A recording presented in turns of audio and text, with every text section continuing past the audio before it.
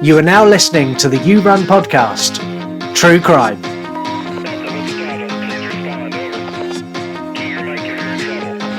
This is the only true crime podcast completely run and controlled by you, the listeners. You become part of my investigation team. You share your facts and your theories on the case. I'll even let you pick the cases that we investigate. Together, we can unpick and unravel some of the most heinous, unsolved crimes in the history of the world. This is your show, and I give you all the control. You can even get your voice heard. All you need to do is head over to yourunpodcast.com and record us a voicemail. This is your show. This is your true crime. Hello, welcome to the You Run podcast. My name is Scott and I'm your host, and each month I take you through the true crime case you have asked me to investigate. Last month, our first case, you set me Jack the Ripper, and I was convinced that this is as hard as it's going to get. Jack the Ripper, probably one of the most complex and unsolvable cases in history. So me and Heather rattled through that and worked out we couldn't solve it, same as everyone else. And I thought, whatever comes next, I'm going to be able to take this in my stride. I'm going to sail through this. And you bastards. The Zodiac Killer. Unidentified serial killer, active in the late 1960s and early 1970s. Deemed to be the most famous unsolved case in history and ingrained into our popular culture, giving birth to a new wave of true crime and multiple movies. This historic case has baffled worldwide law enforcement and amateur detectives for decades and decades. Search goes on in San Francisco for the man known as the Zodiac Killer. The call to Napa police came within an hour after the stabbing. School children are nice targets. I shall wipe out a school bus some morning, shoot out the tires, and then pick off the kiddies as they come bounding little out. Slits in the eyes, and where, these clip-on glasses, they were clipped into those little Just stabbed for no reason at all. I never witnessed anything like it before. There have been 3 slayings in the Vallejo area in the past year, and activities at the sheriff's office today were centered around linking the cases. Caller's plea to avoid the gas chamber was taken up at the Hall of Justice with the district attorney. That's about the best he could give us. That he had a hood over his face, and he was a big guy. The psychotic killer has already murdered 5. He thinks killing is just killing. So somebody like that is going to be a very serious problem. The Zodiac Killer seems to crave publicity. He sent letters and cryptograms to newspapers and the police. To prove his authenticity, the Zodiac sent along this time, as he did before, a piece of the shirt belonging to the cab driver. I think, and I have studied all of the letters, I think that this man is legally sane. So no one knows yet if they had the Zodiac Killer on the phone. Can you describe for us what your attacker looked like? Any psychiatrist would say that this man is sick. But it seems that a solution to the 5 Zodiac murders is just as far away as it was before. So if this is your first episode listening to the show, I'm going to give you a brief rundown on how it works. I don't do true crime. I don't follow true crime. I don't particularly like true crime because it scares the shit out of me. So when I do a case, I genuinely have to go and investigate. I knew nothing about the Zodiac Killer, literally nothing, apart from he's a killer who I assumed was linked to the Zodiac. That's as much as I knew. Because of that, I get guest investigators come on with me, people who know a little bit more about what actually happened. I investigate it and they bring knowledge, actual true crime knowledge to the show, which I need because I haven't got a clue. Today, I'm joined by a guest who I follow them on Instagram. We got talking about true crime and about horror, and they're going to pop up on our other podcast later in the season as well. So if you listen to Horror Movie Review, this guest is also going to be on that show. And my guest is Dan, or as you will all know him, the OG Shape from Instagram. Hi, Dan. Hello, how are you? Yeah, I'm good. I'm over. Thank you for having me. Yeah, I'm thrilled to have you here. Thank we you. got talking about Zodiac. It kind of come a little bit out of nowhere. I launched the podcast and we were talking about getting you on Horror Movie Review, and then I said, "Yeah, do you want to do true crime first?" And you kind of went, "Yeah, okay." Well, yeah, I love true crime. I'm happy to talk about it. your account though, before we get into true crime, your account's awesome. So you're OG shape 1978. You're a Halloween fan. Yeah, definitely Halloween fan through and through. I think the name kind of just spells it out right there. Yeah, exactly. I wanted to make it as obvious as possible. Yeah, there's no one going to your account and thinking you're a Chucky account. No, not at all. And you collect loads of stuff. Your collection's really impressive, actually. The mask you got recently is incredible. Thank you. Yeah, it's actually my first too. So I've been collecting for a while, more of your other collectibles, all your figures and things like that, and other memorabilia and other items, focusing more on H1 and H2 stuff. That's kind of like where my niche is for it. Although I love the other stuff. But yeah, it's my first mask. I'm really excited about it, and it's a really it was a neat one to find here in Canada where I am. So I was happy with it. I see hundreds of masks on Instagram, as I'm sure you know. Yeah, They range from stuff that looks like they've come out of Dollar Tree right up to stuff that looks like it's cost £20,000 to make. So some of the stuff is movie quality good, and yours sways more to the movie quality good than a lot of the others I've seen. Yeah, I figure for a first mask, it's probably the better to go that route. Yeah, and try to do like a $50 one at a Halloween store. Yeah, so which is what I've got. I've got a $50 one. Well, yeah, which I like. I mean, I like them too, but yeah. You also like true crime. You're a bit of a true crime enthusiast. Mm-hmm. Zodiac is probably the most complex case ever, the most difficult to solve, and has baffled everyone for what, the last 50 plus years. Mm-hmm. And done such a good job of ingraining itself into popular culture that even the latest Batman movie, The Riddler, is directly based on the Zodiac Killer. Yep. I loved it. I did as well. It was the Riddler in particular is absolutely phenomenal. Agreed. Yes, I loved it. So yeah, fantastic. If you want a film to go and watch that gives you a taste of what the Zodiac was without actually watching Zodiac, which is also a good film, go and watch the new Batman. True. Yes, definitely go see it. There's the plug. There's the plug right there. Go see it. Yeah, and if any of the studios want to promote the show or push the show or sponsor me for plugging the Batman, I'm quite happy. Please do. So that's the Batman in theaters now.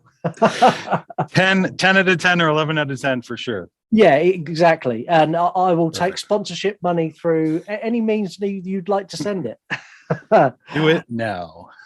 The Zodiac has officially 5 recognized murders, 2 attempted murders on top of that. However, he claimed to have killed 37 victims, but that's never been confirmed. And I've seen various different accounts that he's killed 37, 47. I saw one earlier where it was like someone thinks he's killed 60, and he was another killer as well. So yeah, we're going to focus just on the ones that are confirmed as Zodiac murders, because otherwise this podcast would be 17 hours long. Right. I mean, and also given the time though, or at the time, who knows, right? In the sense of like, it could be much higher. Oh, definitely. And it doesn't surprise me, or it wouldn't surprise me if it was.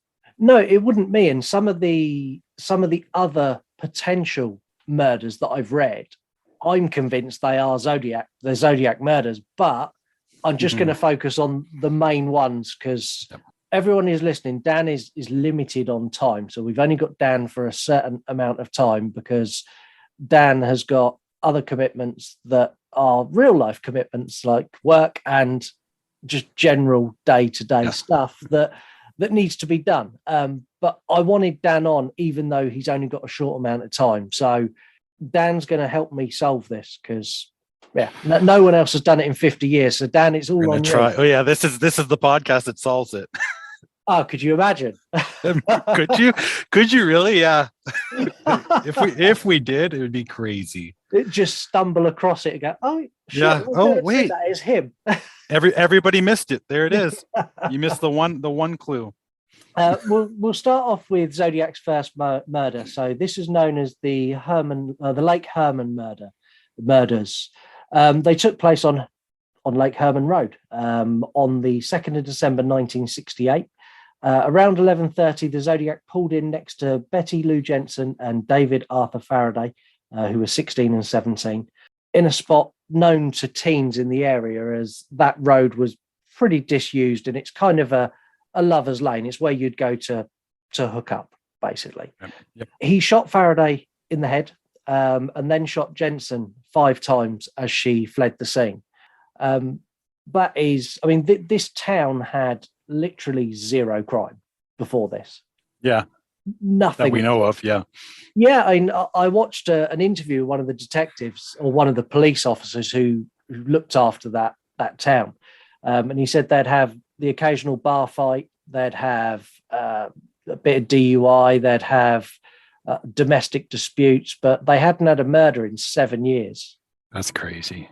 So this kind of completely shook this little sleepy town, which, is horrific. But at this point, no one knew this was the Zodiac. Not at all. Just a murder. Yeah, just a murder. Just a murder. Well, we say that like it's not a big. Wait till later. This is just a murder. Well, at this point, right? Yeah. The second murders is where things change. So the Zodiac struck again on the 4th of July, 1969, this time at Blue Rock Springs Park. This was Darlene Ferrin and Michael, I can never pronounce his name, McGow. I can't get his name. I think it might be the third. I think it's McGow, but various people say it differently depending on if you're watching, different clips and things like that, or interviews and that. Well, so we'll go with McGow, and if anyone's listening who thinks I'm wrong or is going to tell me, I'm wrong, yourunpodcast.com, click on the bit that says true crime, click on send us a message and tell me I'm wrong. Both of these were gunned down. This was, again, one that the police didn't think was anything special. So Darlene had a bit of a reputation. She was married and had just been divorced, was getting married again, but was also having an affair with the person she was in the car with. Right. So the police instantly assumed that this was a jealous boyfriend or jealous husband, which they found out quite quickly that it wasn't. So that was their initial thoughts. On this, Michael actually survived the attack. Darlene didn't. She sadly died. At 12:40 a.m., the Zodiac called Vallejo police and claimed responsibility for the murders. In this call, he also claimed responsibility for the Lake Herman murders, and the Zodiac was born. He then became a serial killer. Right. Yep. The other thing we got from this is we got the first description of the Zodiac. So they described him as because we had a survivor, which becomes a theme that there's a lot more survivors than you'd expect in this. Right. Especially when you thought he did the deal, and then yet they've survived. So and I don't know if that was through him not being adept at killing or if that was by design and he deliberately left a survivor. I can't work that out. I think maybe at one of these, the first three is maybe was planned out for it, but but I don't think maybe not this one, maybe the third one, but I think that's maybe always been the plan where it seems like thought out, but yet the execution of it is seems rather quick. Yeah. And then it's like, okay, I did it, I'm out. And then it's like, I'm gone. Yeah, well, this one, he gunned them both down in the car. Right. When he was leaving, Michael was climbing into the back seat, and he turned around and come back and shot them both 2 more times each to make sure he'd done the job. And he still didn't finish him off. So definitely a strange MO. And with this one, he used a flashlight on the end of the gun, so they couldn't see who was shooting him.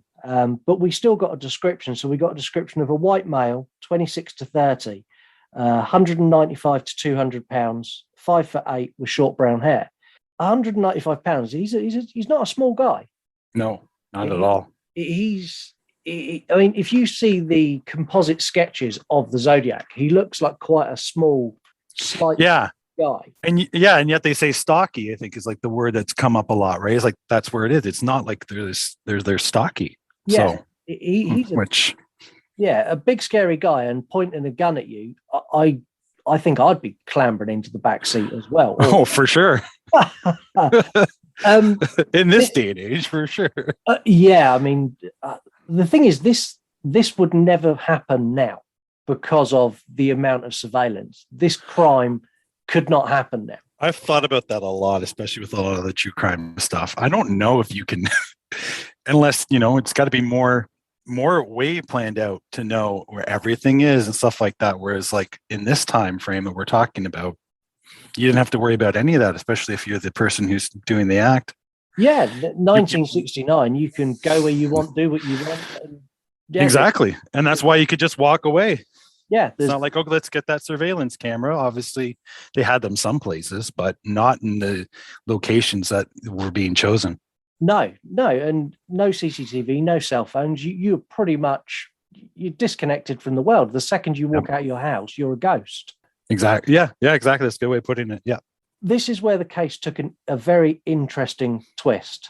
So on the 1st of August, 1969, 3 almost identical letters were sent to 3 different papers, the Vallejo Times Herald, the San Francisco Chronicle, and the San Francisco Examiner. Each of these letters threatened a killing spree if the letter was not printed on the front page. And each of them had 1/3 of a cipher to be solved. This again is insane.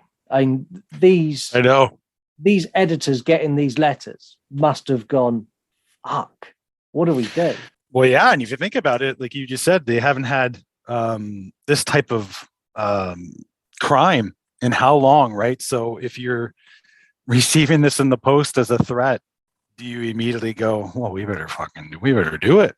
We better listen right away. But I'm thinking like, I don't know. It's just crazy. It's a crazy thing to think like, okay, we better put this on the front page right now. Yeah, well, they all kind of played along. So they all printed it, but they all printed it on different pages within the paper.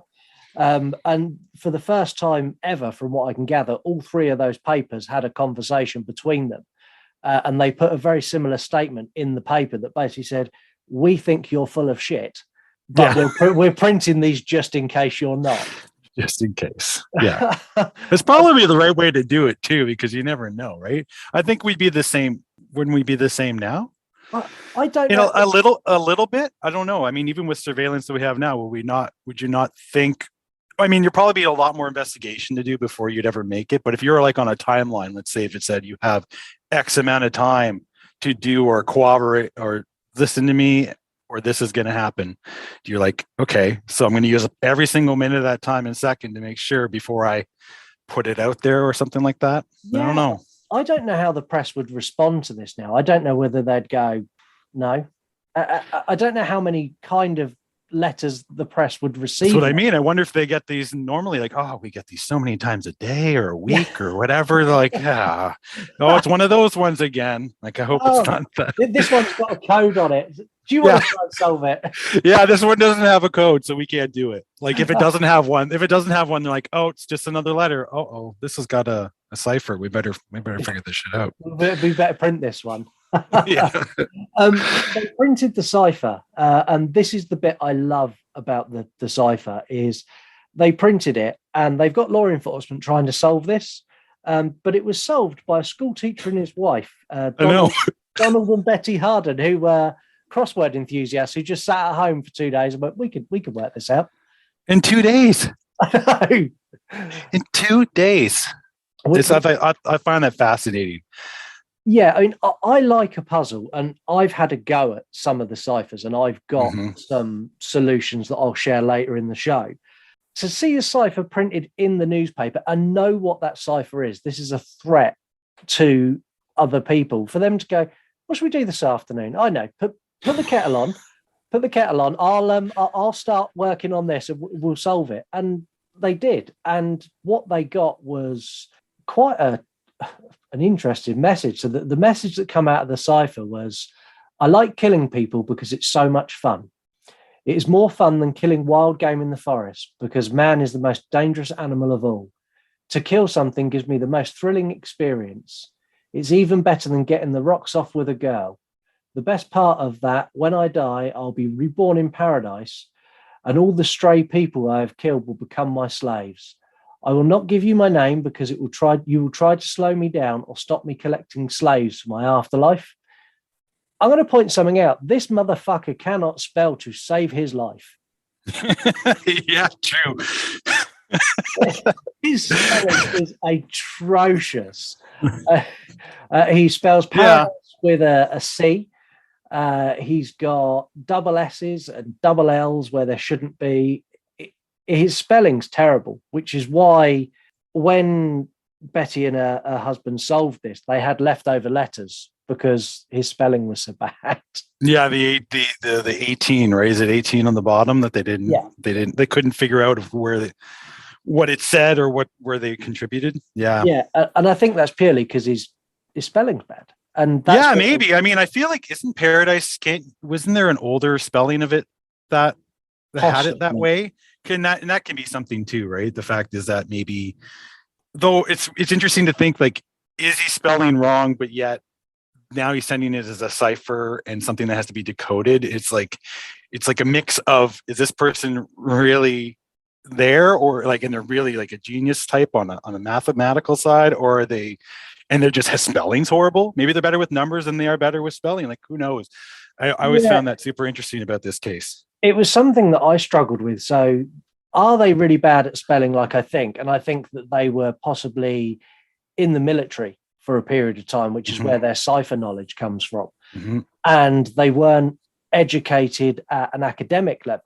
So the only things they know is what they've learned in the military. Or is this someone who's incredibly clever and we're all missing the point, and all of these spelling mistakes are deliberate, which makes it even more confusing if it is. Yeah. It's fun. Interesting that it says in this cipher here that he says that man's like the most sought after game, and yet there's men and women in these first three killings.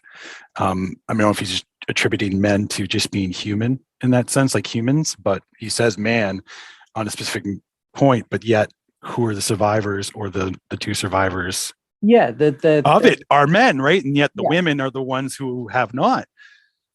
In the first three, at least. Like, it's very interesting. I don't know if this is because he gets preoccupied because he's taking more time to kill the women, or that he's using the women to make the men suffer.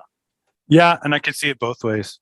I see it like I could see it both ways, and maybe it's just a view of women or whatever is in this mind of this person, and it's like it has to be done over and quick because they just can't deal with women. Maybe there's some psychological thing going on there, and then it's just done and over, and that's why they're more brutal. Yeah, and that's why the other man is yet having to view this if they're still alive or make it out alive versus it's definitely interesting and very strange. I mean, you mentioned the third killing where there's a survivor as well.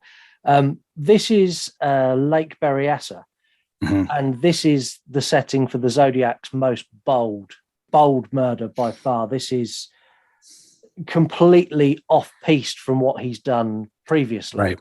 Right. So you've got Brian Hartwell and Cecilia Shepherd are having a picnic, or they're laying by the lake. Cecilia spots someone in the distance coming towards them, and I'm going to say it now. Brian Hartwell is a bit of a dick. So this, I mean, he went through something horrific, but he is the typical dick boyfriend. So she's gone, I can see someone coming. He's like, it's a public place, that happens. And then the Zodiac gets closer and hides behind a tree. And he's like, he's probably taking a leak. Leave him alone. It's a public place. And it wasn't until she's gone, he's wearing a mask and now he's got a gun, that Brian went, oh, maybe I should turn around and do something. Whereas like you think like I don't know if this was at that mindset back then, because like now, of course, now you'd be like looking over your shoulder, and if you see that, you're like, we gotta get the fuck out of here. We're gonna move closer to, is there other people around? Not directly where we are, but like, can we walk this way? Or because what if the car's in the direction he is behind a tree? So we need to go over this way. Just kind of like switch it up. But yet that did not happen until it was just too close, and then it was too late. Yeah, and I wonder if that is a thing from the 60s. There's someone coming towards them with a mask. They went, fuck it, he'll be all right. I don't know, really. I mean, maybe it's just trying to mind their own business, and then just felt like, maybe they're peeping Tom type of idea. But I mean, again, like, if it's the mask and that, and it's curious that he waited so long too. Zodiac waited. Yeah, waited and watched, or he was just like getting ready, and then essentially was on, and then went after. Like, I don't know. Yeah, because this is so far away from what he's done previously. So this one, he put on a mask which can only be described as an executioner's hood, with the Zodiac symbol, which is the circle with the crosshairs through it, which was embroidered onto the front that hangs below the chin. And then had his glasses were kind of hooked on over the top of the mask. It totally reminds me, and it brings in Halloween. It reminds me of Bob with the sheet, and like it's Michael with the sheet. Like, it's like that idea before Halloween. That is exactly. I'm just gonna put. It's like I can't see, but now I can. Yeah. And then go. But it starts off effectively as a robbery. So Zodiac says that he wants to tie them up and take their money. Cecilia's pretty okay. That's fine. Brian, you're a dick, and I've seen you on lots of things since, and you've milked the shit out of the Zodiac since this happened. But he's like, I can help you, man. I can sort this out for you. And he's like, he offers to write him a check, and he just steps one step too far. If someone's pointing a gun at you, I mean, at one point he said, "Is the gun even loaded?" What? Why? You don't ask a killer that. No. I mean, like, I think the only thing I could give him props is to maybe he was just trying to stall the inevitable. Like, maybe, there's that in that sense of like, you're like, he's asking you to tie like each other up essentially or one of them up. Yeah. And then he's just trying to talk him out of it, or like, don't do it. I'll just write you a check. Just let me like untie me and I'll write you the check. And then we'll just forget this ever happened type of deal. But if you're ever in that type of situation, like, maybe you're just like, no shit, this is actually going to happen. This is happening right now. This is going to happen. I don't know. Like, he's definitely milked it. I agree with you. He's definitely milked it. And there's little things that initially because I knew nothing about this case. I say that all along, and I genuinely didn't. So when I watched his interviews he'd done for the press, so he was with his girlfriend or someone that they were trying to reconnect, Cecilia, and he always refers to as the girl. Yeah. Who does that? I know. I mean, you mean like the interviews when he was in the hospital bed too, and he's just talking. He just seems like he has just stabbed, and yet, again, I don't know when they talked to him, like how long afterwards, recovery, etc., and to be able to do an interview. But he just like that. The wording that he chooses, and then just like, and then he, and then this happened. And like, he's just not like, I don't see remorse. Like, I don't see frightened. I don't like, you don't see like, and then he like, you know what I mean? There's the inflections are not there. Yeah. The thing is, if that was me and a girl that I was trying to reconnect with, if it's someone that I hadn't seen, even if someone I hadn't seen for a decade, I think I'd be very emotionally cut up that, I've just seen her stabbed, and I don't think I'd refer to her as, and then he stabbed the girl. Mm-hmm. I mean, I'll be honest, I pegged him as the Zodiac or an accomplice to the Zodiac when I first started looking at it. I think initially a long time ago when I watched something about it, how can you not when the sketch comes out? Yeah. And then you see him sitting in a bed with an interview and you're like, wait, what? Yeah. So what? But those are the types of things, and that's the way my mind thinks too, is like, I'm always thinking like, okay, we got this killer, and you're like, okay, and it's a true crime story, but did you really? Yeah. And then you watch the whole thing and it's the end, and then we got him, like, okay, cool. But did you, I don't know if you did. Yeah. Maybe but maybe they did. Yeah, and I don't know. It's a strange one because he changed his method of killing as well. He went from a gun to stabbing. So he the MO changed. Yep. Yeah, he stabbed Cecilia 10 times and she sadly died, and Brian 6 times, and Brian survived. The Zodiac then walked up to their car, where he wrote a note on the car, which was 3 dates. It was the date of the first murder, the date of the second murder, and the date of that day, where he added on the side of that, by knife. He then went and called the Napa County Sheriff's Department to say that he'd killed 2 people. He is something else. I know I'm like laughing, but it's not like in this. I just like, again, we're talking about the time. It's so ballsy. Yeah. And it's just like, I'm like, why wouldn't you? Yeah, it's just that attention seeking thing. And it's just like, hey, who is going to eventually find these people? No, I don't know when. So whatever, etch, whatever.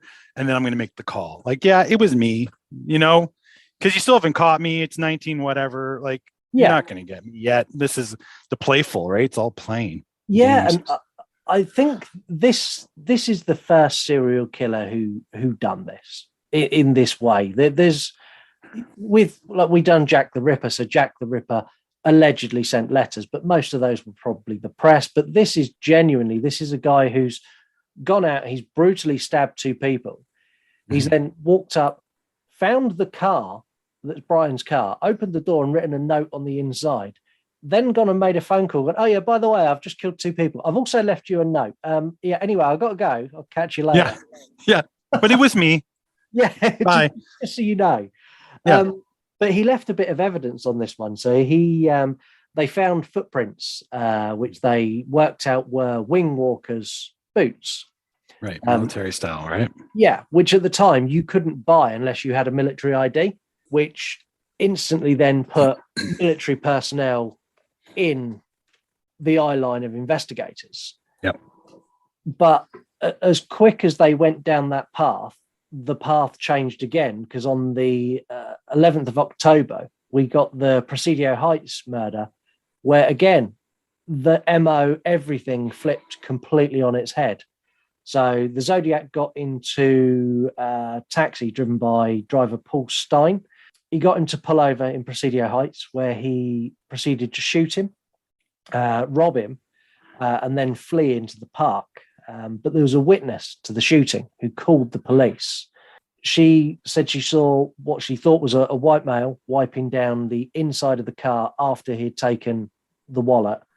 This bit here, this could have ended here. They could have caught him, but the police bungled. I know it baffles me like crazy. Yeah. So she gave the description of a white male, thick set with about 5'8", with dark crew cut hair. The description that went out to all cars was black male, completely the opposite. And there was 2 officers, Don Folk and Eric Zelms, who saw someone who matched the description that the girl gave, and drove past him. Yeah, and isn't it they actually talked to him too, right? Didn't they stop and they talked and asked if they'd seen a black individual or person of color? Yeah.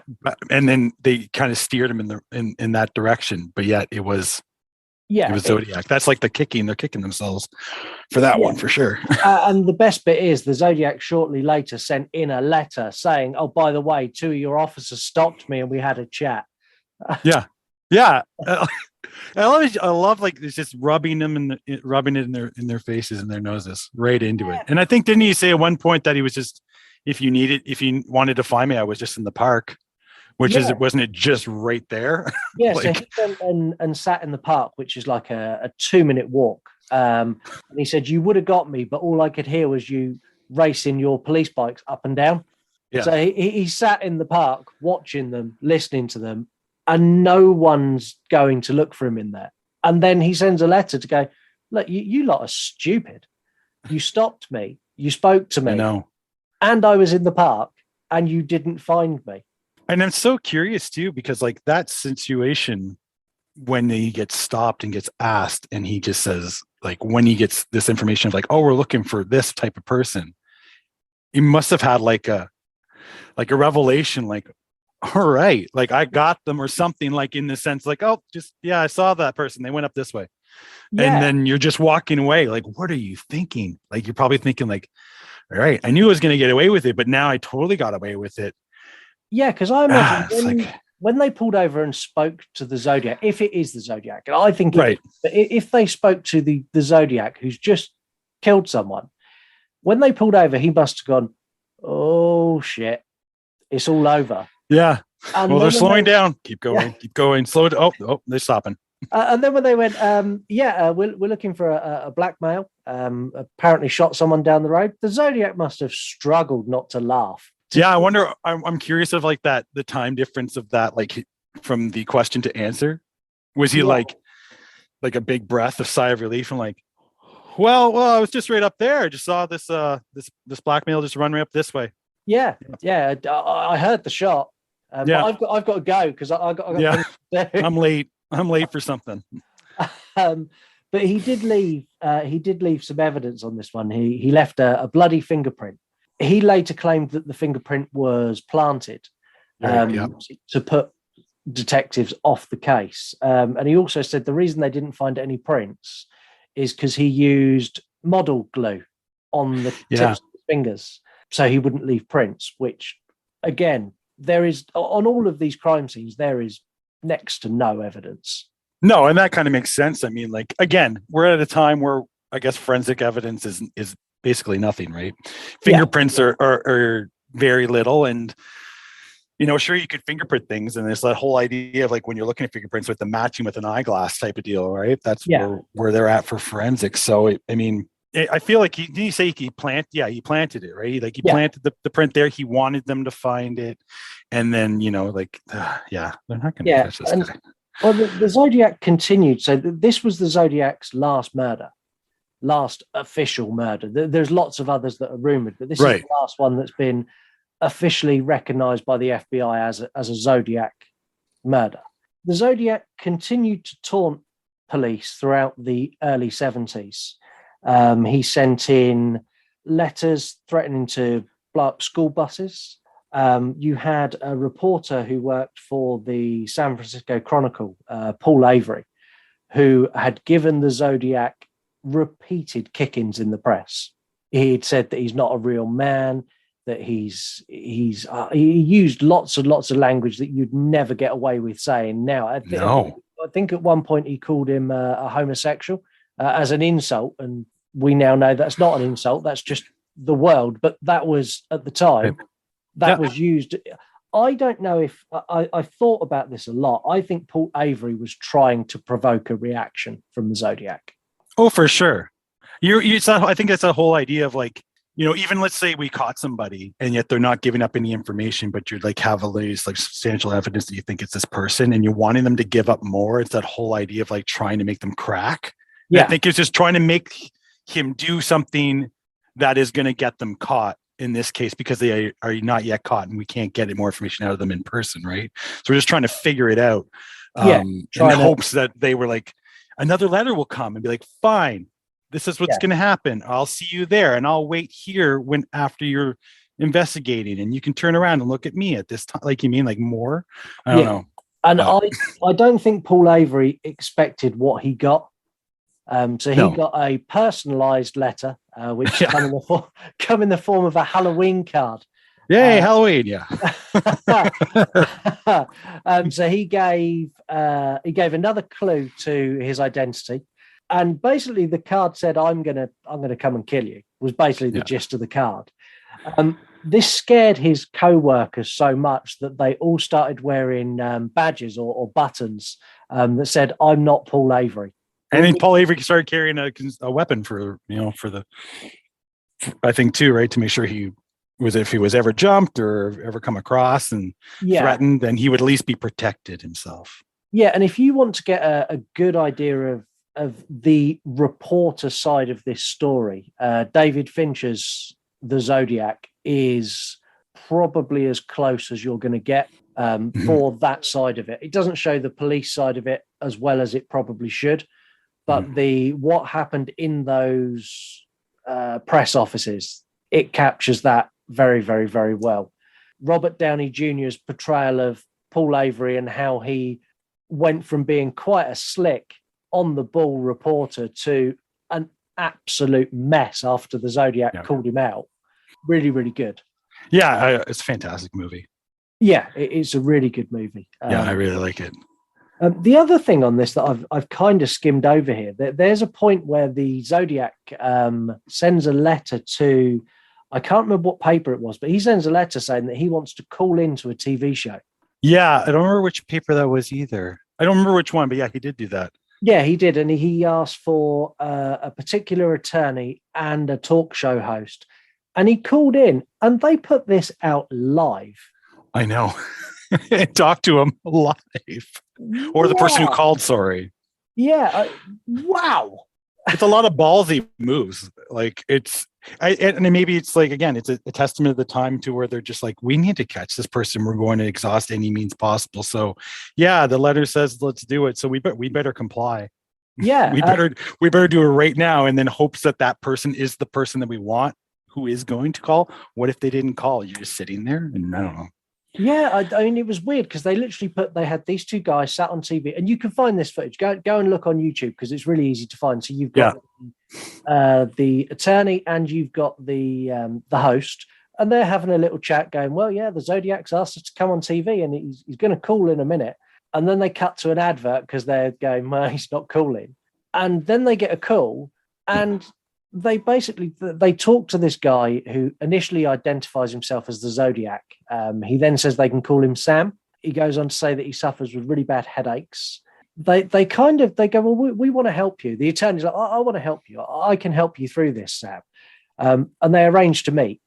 And so when you watch this in the movie, you get the attorney turn up at the church, and there's like 15 police cars, 10 news trucks, 2 helicopters, and it's like the noisiest arrival at this church ever. I thought that was Hollywood bull. Oh yeah, it wasn't. Oh, for the movie, you mean? Yeah. No, they actually did it. He just didn't show. Yeah, I thought the way they portrayed that in the movie, right? All these news trucks and the helicopters and the police. I thought there's no way they'd have gone in that loud. But they genuinely did. They had they did 3 helicopters, one from 3 different news stations. You had 5 or 6 news trucks, 2 police cars. You had armed police. You had tactical response unit, and this one attorney who was going to talk to him. I think the Zodiac was watching from somewhere else. Oh, for sure. Like, why would you agree to that and then show? Let's be honest. You've gotten away with so much up until this point, and you're just going to continue to toy and play a game and know that you have, at least you're like X amount of steps ahead of them. And then you're just going to eventually give all of that up because, you had a change in conscience, and you'll be like, okay, I'm going to meet you here, and don't bring anyone though. And then, everyone comes, and then they just, I agree with you. I think they're just at a distance. Yeah. And I think that this is kind of where it falls down a little bit for law enforcement and the press, because all the time they're doing what the Zodiac wants, the Zodiac is in full control. What I don't understand is then why, supposed number of killings. Why did killings stop that was actually,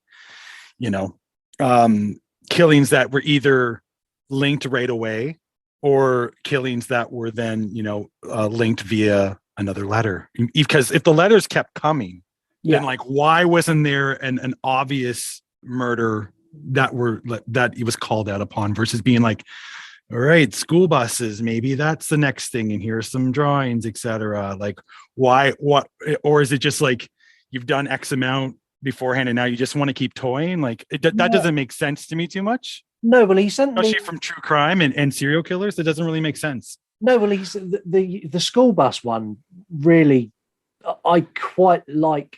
I don't get me wrong. I don't like the fact he killed people, but the way he dealt. So he sent a letter in saying that I am going to blow up a school bus. San Francisco police put marked cars, unmarked cars everywhere. They put police in schools. They put police on the buses. They checked all the buses for a good 2 or 3 weeks. Mm-hmm. The Zodiac sent another letter basically saying, do you think I'm some sort of sicko that I'm going to blow up a school bus? Yeah. Yeah, see, that's where the toying is for sure. It's all just play. They're just having fun. Yeah, and he must be sat there watching, going, "They're actually doing it. They actually think I'm telling the truth." The one cipher that there's two ciphers that still haven't been solved. So one of them is a 13 number cipher, which he basically sent a letter that said, "I hope you've had luck solving my other cipher," which is incredibly complex. And I've seen numerous videos of people trying to solve that cipher. With mixed results. Yeah. But the 13 number cipher, it basically says, "I hope you're having fun solving my last cipher. My name is," and then you get 13 symbols. The letters continued right up until 1974. And in 1974, they received the last ever letter. Well, the last letter that was confirmed from the Zodiac. There was more letters in the 80s, but they're not convinced it's the same person. Right. So the letter he sent in 1974 come complete with a movie review for The Exorcist. Yeah, I know his line about what he thought about it. Yeah, a stereotypical comedy. He thought it was hilarious. He thought it was hilarious. If the Zodiac was alive today, he's 100% an IMDb reviewer. Yeah, for sure. He is leaving Uber reviews 1 star. Yeah. Yeah, he's on Yelp or something. He's definitely a reviewer of some sort, but giving like 1 stars to things.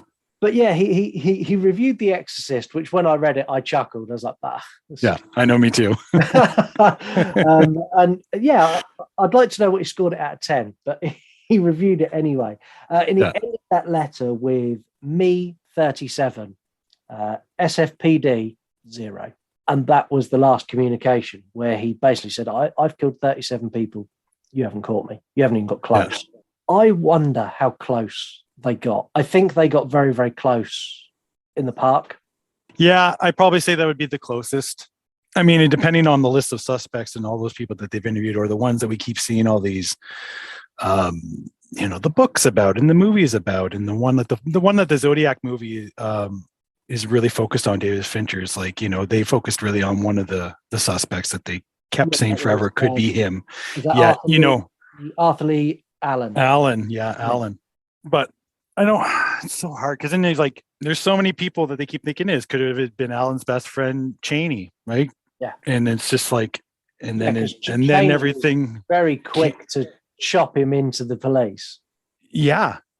And then there's kind of 4 main ones, but there was wasn't there the recent one of last year where they stated that they cracked that cipher, and we figured it out, and it's Post, I think is his last name. Yeah, it's Post, but they're waiting for the FBI to run DNA. Apply. I know, and yet that hasn't happened. I'm curious then, is it it's maybe not as foolproof as they thought, that they could easily use that evidence that are stating it's this person, but to match it. I don't know what's taking them so long and that stuff. The problem I've got with them in particular is they are out to make money off the back of it.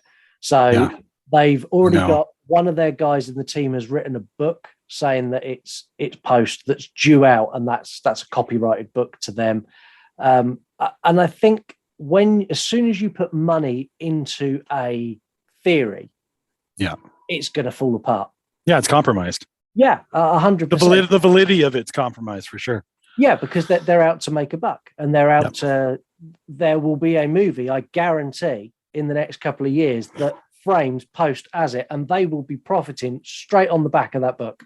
You know what's so boring about that is that then all the information that we already know about Zodiac, and then you're just attributing somebody now or tying them to it. It's all going to be the same shit.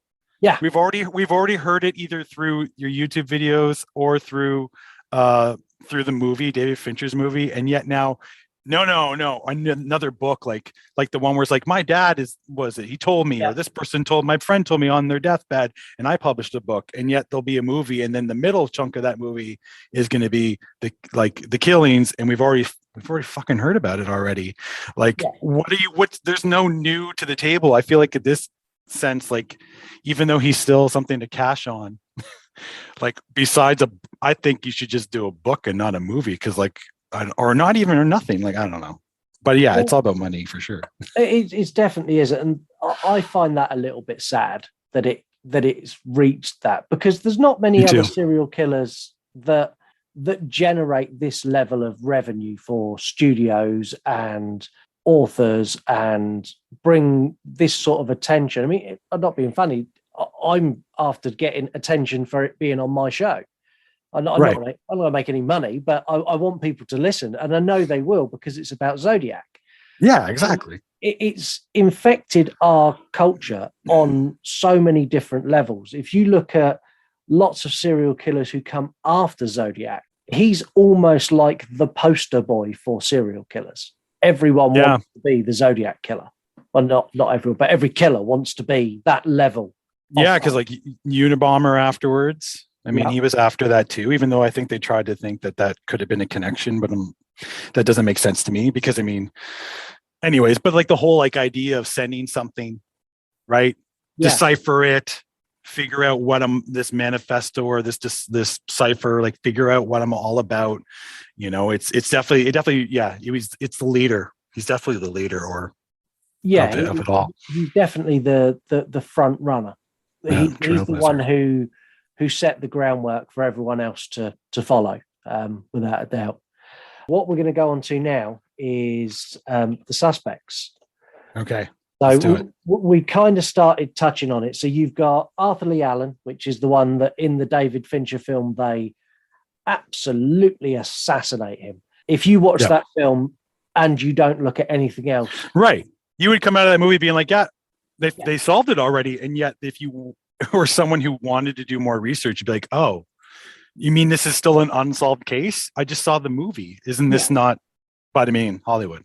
Yeah, and he's actually been completely excluded now. So crazy, but it makes sense. Yeah, I mean, there was so much circumstantial evidence that tied him to it. So he was at the lake at the same time that the couple got attacked. He come back from the lake covered in blood. He was wearing a watch that had the Zodiac symbol. His favorite, which to me, is that like a reach? Because I feel like I've watched things where they're like, and that was when they knew that this is probably our prime suspect. I'm thinking like the watch, because like he's not the only one who would have this Zodiac watch, right? It's a brand. Yeah. to me, it seems like a reach. But I mean, I guess in the sleuth, like inside of it all, when you're investigating, you're like, that's like a big red flag and like something. But yeah, I think police, when they get into the point where they've gone round in circles so many times, I think they would literally take anything. Yeah, for sure. They saw like the slightest thing that looks Zodiac, it's you. Yeah, it's totally you. Yeah.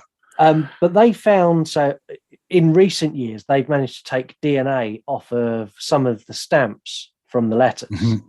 And they tested DNA against Arthur Lee Allen, and it didn't match.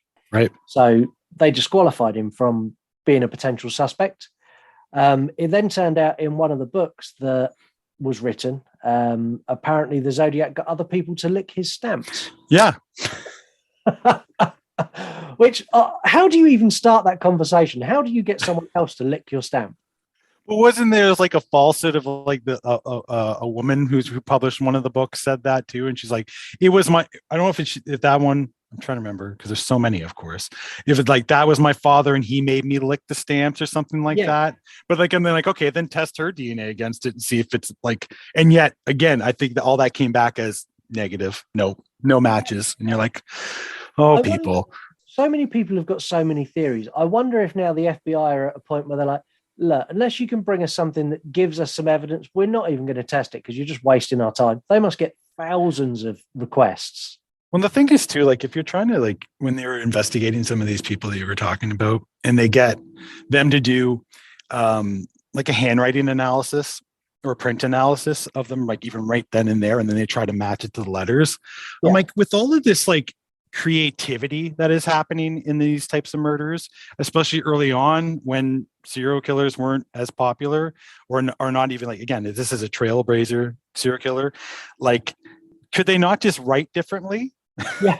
Because I can, it didn't matter if you're left or right-handed. Like I could write differently if I wanted to, and then make that the letter. And then when they come and like speak to me and make me write right there, I'll write normal.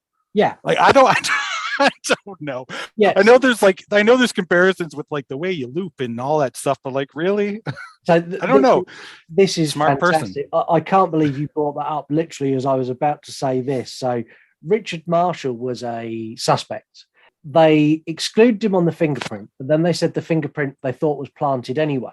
So they had an expert check his handwriting or check the handwriting on the Zodiac letter and then on his marriage certificate. Yeah. The expert said it is a 99% match. I am confident this is the same person.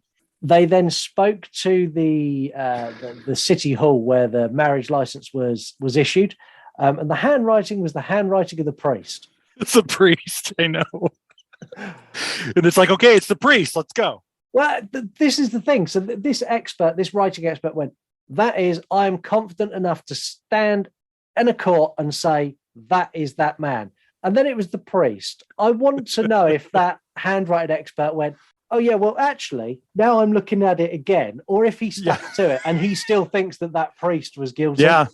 It's like, I think it said in one of the, like, if you watch one of the documentaries, like you get to that point where it's like, it's such a belief, like you're like, no, it has to be this person, that you miss the evidence that shows it that it's not, right? Like you get evidence and you see such a comparison with somebody, you're like, it's gotta be it. And then you've missed something that right away would say, no, it's not. And it's like, yeah, and because you really want to just end it. You want it to end. And that's the thing I find so fascinating about all these true crimes and serial killers. Like they want it to end and they want to be like, we solved it, done. Cold case finished. This is the problem with older crimes, especially Zodiac. So you've got a team of like code breakers. They had a team of 40. You have other podcasts and various other shows and teams of 10, 30, 50 people who work solely on solving the Zodiac case. They've all got their own theories and they've all got their own ideas of who it is. And the evidence is never going to change. The information we've got won't change, but they will make that evidence fit what they want it to fit. And I found this when I looked at Jack the Ripper. If you read anyone's theory, their theory, if you read it through and you ignore everything else, they're right. They are so spot on. Right. But then when you bring in one piece of evidence contrary, it all falls apart. And that happens so much in Zodiac. Yeah, I feel like you said, he changed his MO after the first two, right? You know, maybe there was going to be his MO to get away with the first two. I don't know what changed, but changed his MO. And then everything else was like outside city. And then the cab driver was inside city. I think it's like that whole idea. I'm going to see what I can get away with. How close can I get and still not be caught? Whereas like that passing by with the police is like, that could have been it. And then they got away with it. And then, changing your MO completely is something serial killers just simply don't do. Not usually. No, they don't. And that's led people to think that maybe not all of these killings were the Zodiac. And there is an argument to be copycats, right? Yeah. The first two were the Zodiac. And then because of the amount that come out in the press with the letter and then there was copycats. And then because there was copycats, the Zodiac's going, I'm going to claim credit for that because they're saying they're me. So bollocks, I done that one. Yeah. And that person who maybe did the third one is not going to come out and be like, oh, it was me. Yeah. And then it's like, okay, we got you. Thanks. Yeah. Like, because you could at that point claim anything. Yeah. The Zodiac reached a point where he was claiming credit for numerous murders that blatantly weren't him. There was one that he claimed credit for where they'd actually caught and identified fingerprinted DNA the person who done it. And he was like, no, that was me.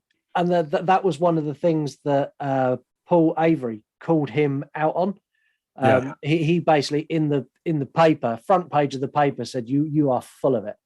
I don't believe anything you've got to say. And that's how he ended up with a death threat. the elusive Halloween death threat. Yeah. I'm going to let you scoot off. Thank you so much for joining the show. Oh, thank you. I wish I could continue longer. I love talking about it.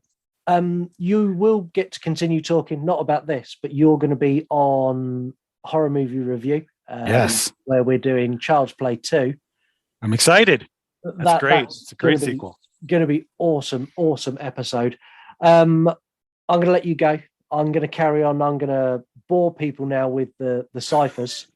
No boring. I have to listen. I can't wait to listen and see exactly what your take is on it. So yeah, I say I've got some interesting theories. I've actually sat and pulled apart. I printed all the ciphers out numerous times and actually tried to work them out. So nice. Yeah, I've got some theories, and we'll get onto those in a minute. But thank you so much for coming. Thank you very much. Thanks, Scott. Enjoy the rest of your day. Thank you. So Dan has departed. A huge thank you to Dan. Dan, you are an absolute star, and you brought so much more information to me, which helped because, yeah, as I've said, I don't know a lot about true crime. I only know what I found, and to have someone's opinions who knows the case and knows the suspects, and yeah, you were absolutely brilliant. So thank you so much. I'm not going to do the remainder of the show on my own because that would be incredibly boring, because I will go off on a tangent about ciphers and I will explain how I've decoded the cipher and how I've worked out what the symbols are, and I'll give you all the details and you'll be like, fuck this guy. I need to switch this off. I can't be doing with this guy. So instead, I'm going to bring you a guest who is not quite as dull as me. In fact, nowhere near as dull as me. Welcome back. Hey guys, it's Heather, and I'm going to throw it out with Wednesday Wine and Horror because I'm back, bitches. I'm fucking coming back. I'm to have you back on. Obviously, you've done Jack the Ripper with me, and now you're back to round off the Zodiac Killer.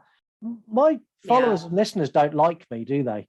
You know what I think it is? I don't think that they don't like you. And if they don't like you, they need to message me. So my biggest thing is I think they want to give you challenging cases, because if you go in with the easy stuff, maybe they're like, oh, we've already heard enough about Bundy or Dom or whatever. But guess what? You guys, the Zodiac, y'all need to stop with this. Because it's hard. It's just, it might be harder than Jack the Ripper. I'm just saying. Yeah, this case annoyed me more than Jack the Ripper. So the time I spent going through this, I literally spent days and days sat with random symbols sat around me on pieces of paper where I try. I'll get into that in a minute. But so Dan has gone, and before Dan went, there was one more suspect I wanted to touch on, which was Lawrence Kane. Okay. So Lawrence Kane came into the investigation in numerous times, and one of the ways he come in is he was picked out, or KANR was picked out on one of the ciphers as a potential name, and they put the fact that it wasn't Kane down to the fact that the Zodiac can't spell, because his spelling was atrocious.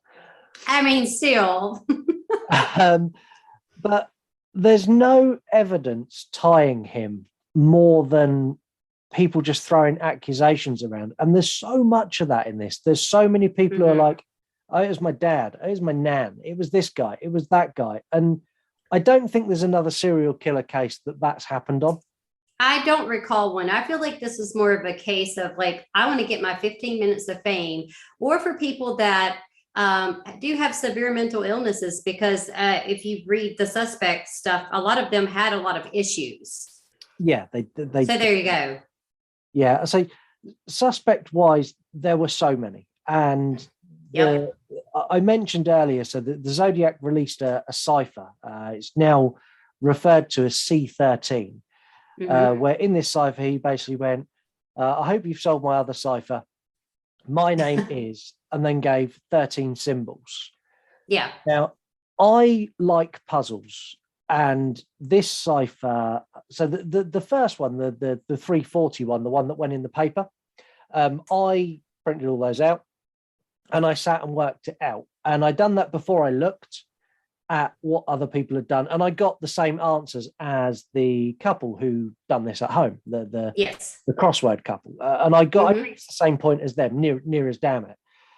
So I decided to take on C13, and this drove me fucking insane. It's stupid. I mean, I'm sorry, it just is, guys. I'm not trying to be whatever. Why are you going through this much fucking trouble to kill somebody? I managed to come up with an answer to this, and it's an answer that I've not seen anywhere. I used, I'm not going to bore you with all the details. If you want to know all the details, just send me a DM and I'll explain the process of how I got to this. But using a replacement cipher and a substitutional cipher, I managed to get out of this, and not a name. So I got out of this a taunt, and a taunt with a spelling mistake, which I think is perfect for the Zodiac Killer because he can't spell. So the 13 letters, I believe, equate to I am anonymous with an extra S. That would make sense because I think he would just want to throw everybody off. Yeah. Maybe he misspelled on purpose. I don't know. Again, you guys, so you know, Scott is more of a genius when it comes to this. First of all, he likes puzzles. I do not. I don't like the regular puzzles that you put together, you know, where you have the box and you're missing one and you can't complete the trick. I ain't got time for that. No, not for me. Because I wasn't happy with I am anonymous, that pissed me off even more. Because I was like, oh, I'm getting somewhere. I'm getting letters. And then when I got I am anonymous with an extra S, I was like, fuck you, man. That's not fair. Nope. So I then looked at a couple of other things that he'd done. So he sent in a cipher, or it was a punch hole card. So it's a punch card. It had 13 holes in it. So I printed this out. I painstakingly cut out all of the holes. And then I dragged this over the other ciphers. And from that, I pulled out lots of other letters and I created a new cipher, doing this in of the ciphers that he got. By decoding this cipher and then changing it into a number cipher, it's really dull. DM me and I'll explain it. I got a name that's not been produced anywhere else I've seen. So the name I got was Jason Williams. I done a little bit of digging. So there was a Jason Williams who was stationed at a base, air base in sort of just outside San Francisco around this time. I could be completely wrong. And if you are that Jason Williams and you're not the Zodiac Killer, I apologize profusely. But that's what I got from it. It could all be bullshit. It could just be me clutching at straws like everybody else. But I've had a go at it. So I got I am anonymous for C13. And then for the cipher I created, I got Jason Williams. So if I have cracked it and the Zodiac, if you're still alive, yourunpodcast.com, click on send us a message and record me a voicemail.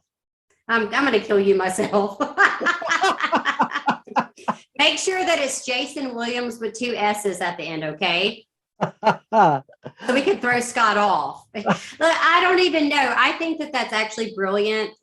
You're able to get in there and do all. But for me, I was like, I ain't doing this, but it ain't for me. I'm just going to look up my information. This stuff was so insane. It was like caveman-like. I'm like, what the fuck is happening? Like, what is he trying to tell us? Just tell us. Just tell me. Also, why are you fucking with everybody? But again, that's probably why he's so famous, because nobody could ever catch him. No. And I've got to ask, have you got a theory on who this is? Okay, so my theory is not really based off of any research per se, because when I did try to research it, again, we discussed that there are several suspects. I want to say somewhere between 6 and 8-ish, you know. Yeah. So for me, and I want to throw this in here real quick. I know for sure, I feel like in my heart, it is not a woman. It's not a woman. I don't give a fuck what anybody says. It's not a woman, because if it were a woman, she have a motive to kill. So we're not going to get into like female serial killers, but if you think about them, they typically have, it's passionate. There's a rage behind why they kill. There's a reason, and it's usually because a man did them wrong. Most of the time, that's what's wrong. So for me, I feel like this motherfucker is still alive. I don't think he's dead because I think all these suspects, if you read about them, they all had severe mental illness. One of them had schizophrenia. Yeah. Okay. And a lot of them have passed on. So obviously we'll never really know. But my theory would just be that he is possibly still, he's alive. And why did he not? Is there any more crimes that he could have committed? You know what? The cycle is a weird thing. And who's to say that he did that and then he never killed again? That would seem a little blasé to say that. But at the same time, we don't know. Yeah. And so I'm not going to go with I'm not going to go with one of the suspects, you guys, seriously, because I feel like none of them, all it was is circumstantial. That's it. Yeah, 100%. Yeah. So who are you pinning it on? Who is the Zodiac? It's me. I'm just fucking with y'all. I'm gonna mess up the true crime episode. God, I haven't had wine in a long time, and I got the juice in, and I'm just like, who could be? It's really hard for me to particularly say who I think it could be because I'm sitting here ruling out all the suspects. But I really think it was someone younger. I don't really think most of these suspects, I think they were probably late 30s, some of them older, 40s. Yeah. I think it was a younger guy. And I don't want to get into other things, but like Son of Sam and shit like that, right? That was a younger-ish guy. I just feel like it was a younger guy. And I think he was above average intelligence. I know you said he can't spell. Well, that's okay. Because sometimes we can't spell shit. Yeah. But I just don't feel like it's so hard for me to say. I feel like I'm doing run-on sentences in my, but I just don't feel like it was a 45-year-old man. No. It was a young guy. I'm telling you, it was somebody young, almost sort of like the Unabomber shit where, he came from this family and he was super intelligent and did all this fucking crazy shit. Right.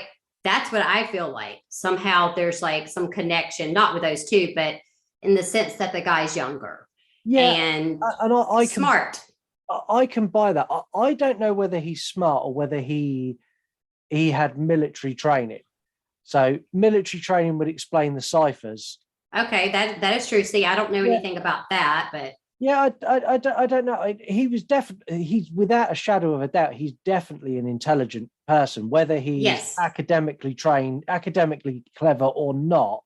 Yes, to create the ciphers and to commit these crimes, leaving literally zero evidence that's usable. Exactly.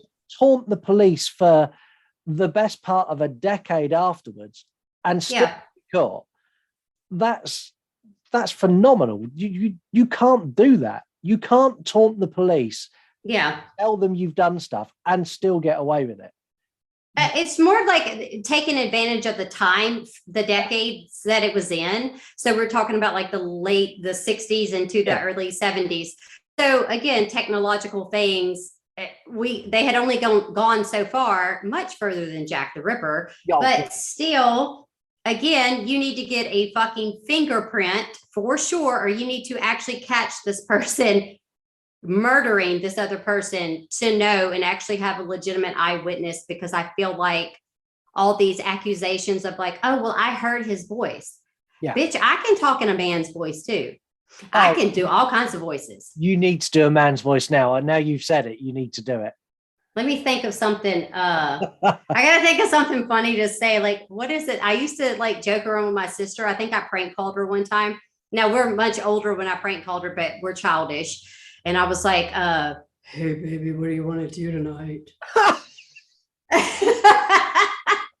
she's like, who the fuck is this? And I was like, I'm going to come to your house and I'm going to rip your panties off. And then she was just like, oh, my God. And then I was like, bitch, it's me, stupid. Why are you so stupid? You didn't know your own sister's man voice? And I was like, you have a mangina. Your man voice is disturbingly good. I know, because I got bigger balls than some of these other people in this world. So that's why. Thank you. That is fact. Hashtag fact. Hashtag facts. Heather, I've got big balls, y'all. Actually, I'm not really sure that my husband will be okay with that. No. I mean, I don't know, you never know. This is 2022. But no, guys, seriously though, you can't go by accusations and assumptions and stuff like that. And I think that's what makes this case so hard, because all it is a fun thing for everybody to figure out. You have your theories, I have mine, and if you go ask 10 other people, they're probably all going to be different. Yeah, and if I'm honest, this case will never be solved, ever. Because all people will try and do is they're going to go, I think it's that guy. Yeah. And then they're going to try and manipulate those facts to fit their suspect. Exactly, because that's what we want is closure. Yeah, and the only way we're going to get closure is if the Zodiac is still alive and he hands himself in. Yeah. If not, we're not going to. I mean, one of the things I do on this show is it's the You Run podcast, because you run the show and you get your say. So I asked you all what you thought the motive was. We got some responses to that. So Mark from MW Horror Reviews, he thought his motive was he liked fucking with police and making them squirm and then getting away with it. He got off on that. Didn't he have a police theory last time on Jack the Ripper? Yeah, he's got issues with the police, I think. He's like, fuck the police, fuck them. That's like he's throwing up gang signs and shit. Yeah. All right, Mark, we got you, Mr. Male Model. We got you. Mr. Male Model. Sans hair. There is a photo of Mark looking very Fabio with some long hair. It's like the cover of Vogue, but like for the UK, whatever. Yeah, very much so. It's very, very model like. He was a handsome. We're talking him up. We're gonna be. He's not even gonna be able to. His head's not even gonna be able to fit on the screen when you record with him. We got Imitation Dave. Okay. Mercury is in retrograde. I'm not going to lie, I have no idea what I'm talking about and no idea what that means. Sorry. Dave, if he could see my face right now, I'm just shaking my head. Dave, come on, get your shit together. Come on. The other question I asked was, why taunt? Why taunt the police? You've got away with a murder. Why now poke fun at them? Why make it harder? We've got Zeeblebrox, who his response, it's not a funny subject, but this made me laugh a lot. He put Bants in it.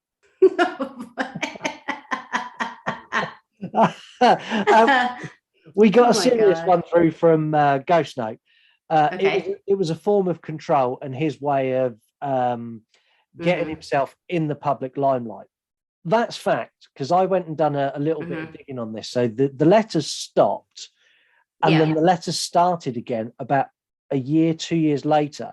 And they started around the time that Charles Manson was dominating the news. Oh, yeah. So that's an interesting story. I've got a feeling that the Zodiac Killer was sat there quite happy. He stopped sending letters. He's seeing another killer taking the limelight and stealing it away from him. And he's gone, do you know what? Fuck you. I'm going to write another letter. That's true. And it is about control. But also it kind of makes you wonder, did he want to get caught? Because there are other serial killers like BTK, which we don't want to go into that in case somebody picks that for us. I don't know if that would ever be in a runner, like runner up or anything. But BTK was a serial killer who also taunted. Yeah. And then it would basically be like, hey, it's fucking me. I want you to catch me. But it's because he wanted to be on the news. Yeah. He wanted to be caught. So he could be basically, I don't know if you say infamous or famous, but like, it's crazy because you don't really know what's going on in their mind. Yeah, don't get me wrong. I want this podcast and I want my horror podcast to be huge. And I effectively want to be not famous, but I want the shows to be relatively famous on the back of that. Yeah. I'm not going to go and start massacring people to get that to happen. No, I got other reasons to massacre people, but it ain't for that. Look, just do it if you're going to do it. Jesus, quit playing with us. The other thing I asked is the thing that I was asked to get on this episode. So I put a question out saying, what do you want me to achieve from this episode? So the things that I was asked for, there was 3 things. I was asked to get the identity of the Zodiac Killer. Okay. We've given you various different suspects, and I've given you a brand new name of Jason Williams. So whether I've identified him or not, I doubt it, but I might have done. But I don't think we'll ever know his true identity unless he puts his hands up and says, it was me. The other thing I was asked for was motive. Why did he kill out of nowhere for no reason? That's tough. For me, I think that the motive with all serial killers, except for female ones, because it's not because I'm a woman. Sometimes I'm a man, as you guys heard. Yeah. But I mean, no, seriously, like a woman's perspective and motive and reasoning is almost always different than why did he do this? Like, why would he just randomly kill people and then taunt the cops the entire time? And for all we know, he's never been caught. We don't know what the motive is. Is it just some sick, twisted mind game? Is it control? Was he pure evil? Or did he have a vendetta against law enforcement? There's so many possible motives. I mean, it could be. Again, like his identity, we're never going to know that. And the final question was, is he still alive? I think so. If I go based off of my theory, like of him being much younger, unless he died of health reason, which most of the other suspects did, I would pin him to be more like 65-ish, 65, 70, not in his 80s or 90s. Because I'm thinking he was 20 something. Yeah, instead of 40. Which would put him where? That would put him 70, 70, something like that. Yeah, I say 65. I mean, for all we know, he was younger than that. That's the thing. We don't know. No. And I don't think an older man would fit the descriptions as well. I know a lot of the descriptions said he's 25 to 35, but yeah, these descriptions, I mean, someone saw him at a distance, someone saw him with a torch in their face. No one has had a prolonged period of time looking at this man's face. No, and the sketch was, I'm sorry, okay, I'm gonna say this, but the sketch was stupid. Like, that could have been Dwight Schrute from The Office. Like, get the fuck out of here. We do not know. Like, 1-800 call. Look at me. If I have a shave now and my face was slightly thinner, I fit. And you had pedophilic glasses. Yeah. I mean, there you go. Because he had those 70s kind of glasses on. Yeah, the ones that have got like the little horny bits that come up here. Yeah. I mean, well, I have like cat eye glasses on today, but I'm telling you, it's not me. It wasn't me. I'm not old enough. So I don't think we can answer any of your questions. There are some people who've tried to crack this and will continue to try and crack this. Yes. Someone this year who's come up with a new suspect, and that's now being investigated by the FBI. We had someone last year who cracked one of the codes, which is now being in the process of being verified by the FBI. This is still a very, very active case, and there are still teams of people within law enforcement trying to solve this. It's not a case of this is a cold case that has been dropped. This is still open, actively being pursued to try and catch or identify the Zodiac. That's a frozen case. Shit, that shit's colder than cold. Yeah. I mean, if you think about it, like, God, it makes you wonder, like, after a case has been closed for so many years and then you get a new team that decides to go ahead and open it back up because maybe they hired a new detective or something like that. And then it's like, all right, we're going to try to open this case. But it's like, I don't want that job. I don't want it. No. I don't want to think that hard. I mean, this case honestly blew my mind to pieces. Yeah. When I decided, I sat there and I kind of got all the information about the murders, and I'd looked at all the potential other things other people that he'd killed, and I went, yeah, okay. And then I started looking at the ciphers, and then I'm going to start looking at these. And then when I started printing them out, and I found myself at like midnight sat on my like conservatory floor with all these bits of I sat there and I could completely understand how this has absorbed people's lives. It's time consuming because you have to think. It's not like, okay, we have DNA or we have this, and it's all about matching someone in the database to possibly be the killer. Yeah. This was like what one woman said, that she picked out one of the suspects in a lineup, but it was more of a, I think that's him. Yeah. He looks like him. But I'm sorry, y'all. People in the 60s and 70s, they weren't that cute. No. They weren't that cute. Come on, let's be honest. We're honest on the You Run podcast. We don't lie, because all the men kind of look the same. Yeah. They kind of, how you gonna know? Yeah, and I'm not being funny, is the end of the 60s, they're all high as a kite. Everybody's higher than Willie Nelson. Right? Like my fucking light bill. I don't know about a higher than Willie Nelson. That's going some. Hey, well, you know what? They had to be, because nobody can crack this. And I know one of the ciphers, you were talking about the ciphers, one took what, like 51 years? Yeah. Just for them to crack, like, is this Jumanji? Like, what the fuck is happening? I'm just like, if you think about it, you spent 51 years. People spent that long. It's a just lifetime to crack something. Yeah. And guess what? They still don't fucking know who it is. Yeah. If you spent 51 years to crack that, and then you cracked it and you didn't have a name, I'd be devastated. Fuck it. I'd be blaming on Jason Williams. Like, you going down. You're going down. That's pretty much the Zodiac. Again, this case will remain open for the You Run podcast. If something new comes up, we will go back and we'll touch on this again. And I'm saying we will, because next week we will be joined by a very special co-host, and that will be Heather.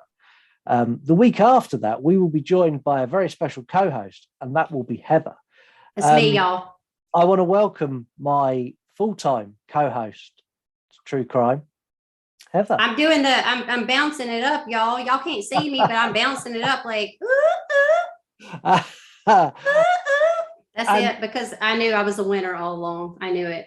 And in honor of Heather becoming full-time co-host, next week we are, or not next week, sorry, next month. I can't do this week. It would kill me.